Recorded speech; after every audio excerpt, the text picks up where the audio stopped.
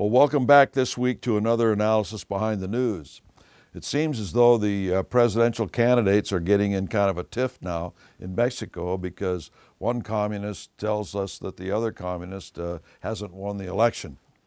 The PRI is the party of the individual who supposedly won the election, but the fellow who lost, who came in second, is now challenging that it's a legitimate vote. In fact, here it says Mexican vote fight undercuts new leader.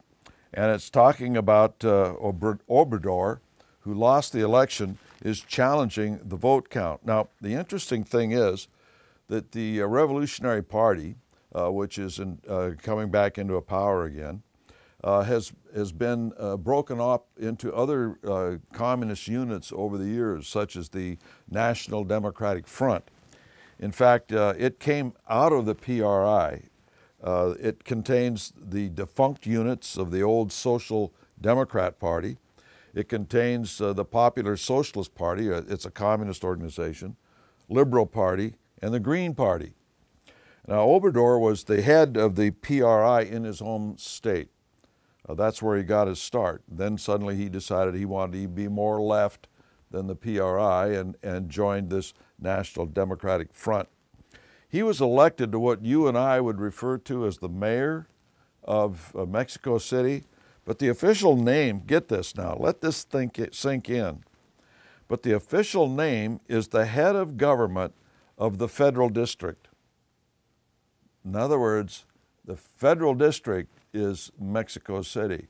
It's not an independent entity like we understand in the United States. Sort of like the old Gauleiter system that was under Adolf Hitler, but there they were all appointed and not elected, but it is a federal thing. He hired, just as an aside, this is sort of interesting, he hired Rudy Giuliani, the former mayor of New York City, to come down and write a plan to decrease crime in Mexico City. I don't know why he turned there, but you know, he has that reputation.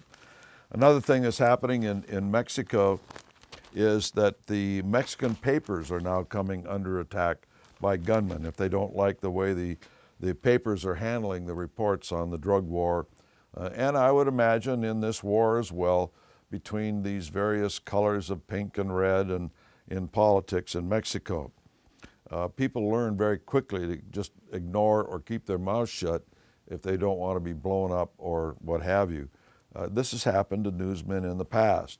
There was a celebrated case about 25, 30 years ago relative to a reporter in Phoenix, Arizona, for instance, that was sticking his nose into certain things that were going on in the drug scene and that sort of thing. So it happens on both sides of the border.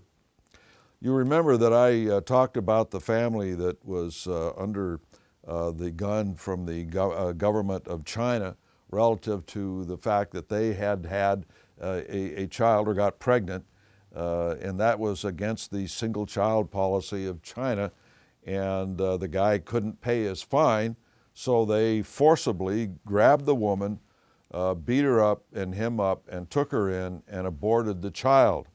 Well, now we see that forced abortion spurs settlement, according to this article in the Wall Street Journal. And so now the government has settled with this guy for 70,600 yuan. Well, now he can afford to pay his fine. Oh, that's a humorous aside to a very tragic situation at any rate. Because of the internet and a number of things like that, this became a cause célèbre and it got out there and people started noticing what was going on. They try and keep all of that under wraps. I won't go any further. There's a whole story that's told on the fact that people only can have one child in China and what some people will go to, what lengths they will go to have a second child. We now notice that this is in the New York Times, this little editorial, and it says, "Yes, you, let's draft our kids." Well, it is an op-ed to draft not only men, but women. You know, years ago when the John Birch Society and other organizations fought the Equal Rights Amendment, which supposedly would make women equal, one of the things that we warned people about was don't think for a moment that they won't draft your daughter as well as your man if your daughter is as equal as the man under the law, mandatorily equal. And so that's what we're getting to, is that we need to draft both men and women into the Army, because it's nice to have a volunteer Army, but after all, the young of America need to work for the country and learn that that is their civic duty, that they've got to spend a certain amount of time going out into the woods and cleaning up trash or becoming part of the Army or whatever it is, both men and women. Well, I don't know about you. I wouldn't want to send a son or a daughter to a war that's been mandated by the United Nations, which every war that we've been involved in since World War II is the case. They sell it differently in the papers, but every conflict we've been into has been a resolution followed by military action by the United States from the UN. Go look it up. It's pretty easy to be proven, whether it's even the latest ones in Libya and Syria and Iran and all the rest of it. One of the things that's very disturbing, we talked about the internet in China being able to be used to get out the word that this couple was forced to have an abortion.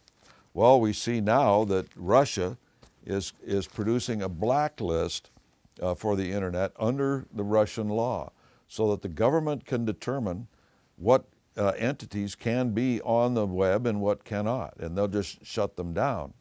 And so I would imagine, under the system they have in Russia, that they won't want people reporting on what's going on in the government. After all, they've already killed journalists in Russia. Go online, just Google that in, or Yahoo it, or Bing it, or whatever you want, and look up journalists killed in Russia, and you'll satisfy yourself that the Russian Secret Service is killing journalists that talk too much. Well, they won't have to worry about it in the way of the internet, because they've passed a law now outlawing, or having the capability of outlawing, certain sites on the internet.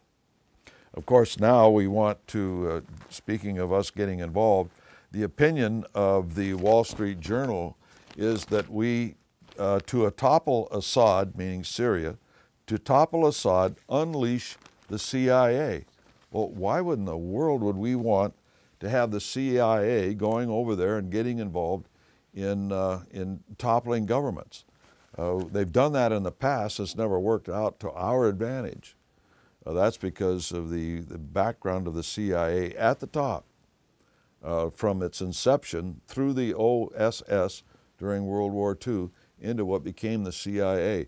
The first head of the CIA was Allen Dulles. Allen Dulles and his brother John Foster Dulles were very instrumental in starting the Council on Foreign Relations, along with Edward Mendell House, way back in the 1920s. The whole setup of the CIA at the top was for these individuals to go around and do everything they could to establish a new world order under socialism. Now, we've been sold that it is preventing communism and it's for the United States and all the rest of that. But in reality, that is what the lower level of the CIA thinks they're working for, where our sons and daughters go to work for the CIA. But at the top, it's always been for this other agenda. Now we want to unleash them on the rest of it. There are a number of other things.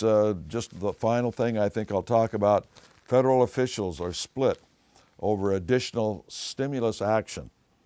In other words, the trillions we've already put into the economy hasn't worked, so we're going to put some more money into it. In the end, what this will mean is hyperinflation if they keep this up. Inflation is the printing of money, and it's the reaction to that which causes what we call inflation. In other words, we have so many goods and services, and we have so much money in relationship to those goods and services. If you double the amount of money and the goods and services aren't doubled, what happens is it devalues the currency in relationship to those goods and services, and what you wind up with is an increase in prices. That's simple. What costs $1 today costs $2 tomorrow. It takes usually about 18 months or 2 years. You're going to start seeing this inflation even more so in your grocery stores that's been caused by this stimulus. If they keep up the process, it'll even get worse. It's time to put pressure on Congress to say enough is enough and start stripping the Federal Reserve of its power. If they do not, these individuals in the boardroom whom you don't even know and never elected will tell you and determine for you what your life is going to be economically, your business, your employment, everything else. It's time to get Congress to stand up. Until next week, we'll see you then.